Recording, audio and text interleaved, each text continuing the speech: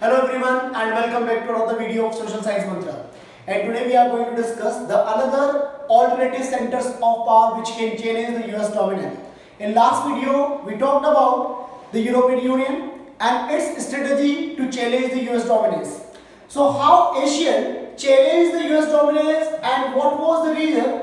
As we know that in ASEAN group or member nation of Asia, they formed an organization and they formed a group which can challenge the US dominance. Okay, so Association of Southeast Asian Nations, this organization was made just to make its own economy more better, just to create its own nuclear supremacy in the world politics.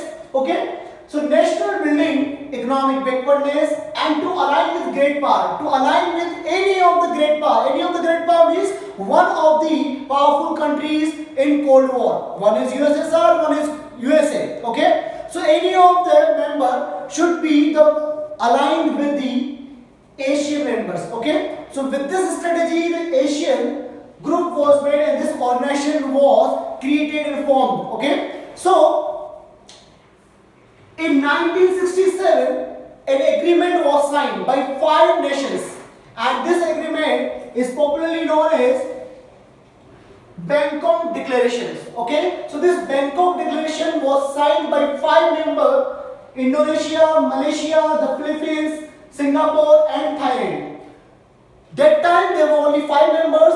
Later on, the Cambodia, Vietnam, and many other countries were also added, and it became 10. So these 5 member countries signed a declaration that was Bangkok Declaration in 1967, and they agreed up on this that an organization will be made which will be named as ASEAN. Okay, so this ASEAN, this group will take care of each other's security, each other's economic policy, each other's development policies. Okay, so it come up with their objectives. Very important part. That what were the objectives, the major objective of ASEAN. Okay, so it come up with the objectives to accelerate economic growth. That all these member countries, they will work hard for acceleration for the economic growth, as they were facing the challenge, as they were facing the competition with the Western countries. So they just want to make them grow their economy. So just to accelerate economic growth through social progress and cultural development. It means they do not want the growth like Western countries, as they want to prefer society first.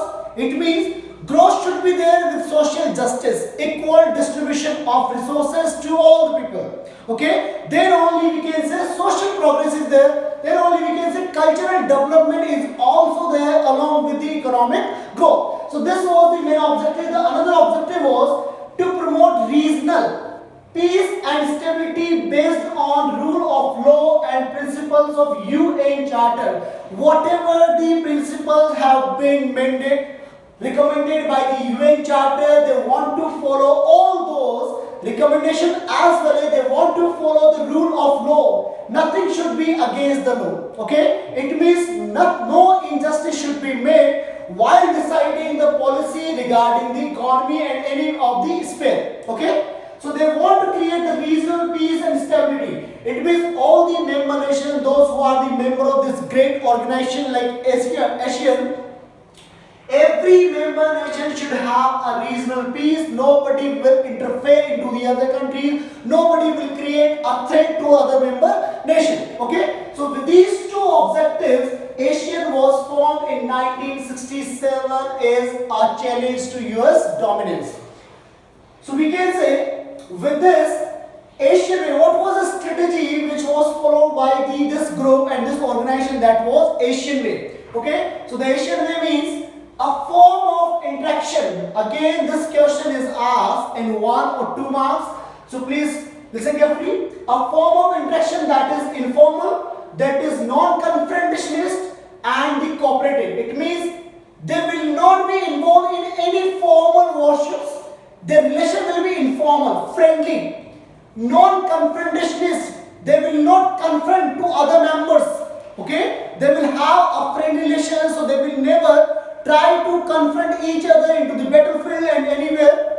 Even the cooperative, their nature will be cooperative. Okay, so with this strategy, informal, non-confrontationist and cooperative nature. They wanted to promote the other member nation. All countries should grow together. This was the Asian way. Okay.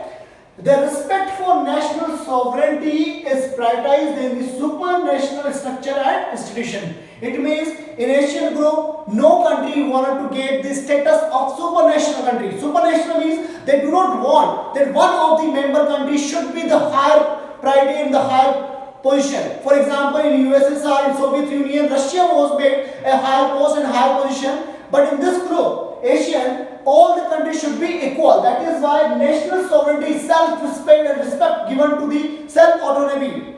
Self-autonomy, self-ruling was given to all the member nations. So they prioritize the national sovereignty, not the supranational structures and institutions. With this purpose, in 2003, like EU, European Union, they also formed their own communities. So there are three main pillars of the Asian community, three main pillars on which the Asian community was standing. That was Asian Security Community, Asian Economic Community and Socio-Cultural Community of ASEAN. So this security, economic and Asian socio-cultural community, these were the three main pillars of ASEAN. So please, this is question for 6 marks. So let's understand what are these communities and what was their roles for the growth of ASEAN. In three main pillars, the first one is Asian Security Community. So this look after the security of the member nations. It is based on conviction that outstanding territorial disputes should not escalate into armed fights. It means whatever the territorial dispute will occur among these member nations, it will never escalate into armed fight. It means they will solve these disputes with negotiation, with dialogues, okay, with conversation. They will never have armed fight. So this is the principle they took, that it will be in this security committee, that just to protect the security of all the member nations, they will never indulge themselves into the armed fight, but they will always try to solve the disputes by having negotiations and dialogue. So by 2003, Asian groups had several agreements in place by which member states promised to uphold peace, that nobody will fight, neutrality, and everyone will be neutral. Neutral means if the two countries are having a hot debate, they will be neutral. If they speak, it will turn into an armed fight. So it will be neutrality. Cooperation will be there and non-interference. Nobody will interfere in the you can say the sovereignty of the member nation, national sovereignty of the member nations, and respect for national differences and sovereign rights. It means all the countries are not same, so they will have differences. Even their rights will be protected. So they will maintain this diversity by having the unity approach, that they will not interfere in each other's issues, but they will uphold peace and security by signing various agreements. So this security community come up with an objective just to maintain peace and security for all the member nations. It ensures that this community will take care and protect all the member nations of this group. Second one is Asian Economic Community. Economic Community, obviously it will discuss about the trade relation, it will talk about the prosperity and economy of the member nations.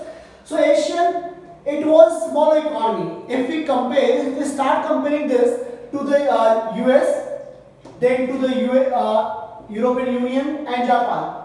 In that time, this group, Asian group, when we compare it to the US, EU and Japan, its economy was smaller. But the remarkable change that was there, it was growing at faster rate.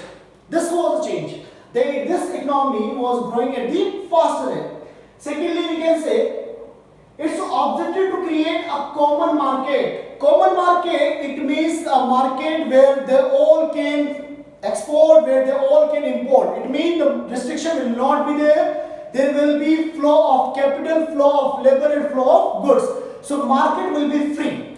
they will have a common market and they will have a production base within Asian states.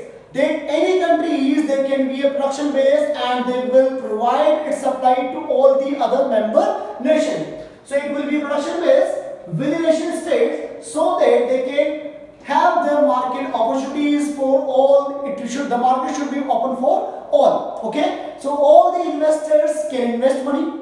This is the meaning of the open market. All the investors, those who want to invest money in some of the member states, they can. Okay, so open market allow them to just have a common market and production base in any of the member nations, just to uphold the economic prosperity for all the member nations.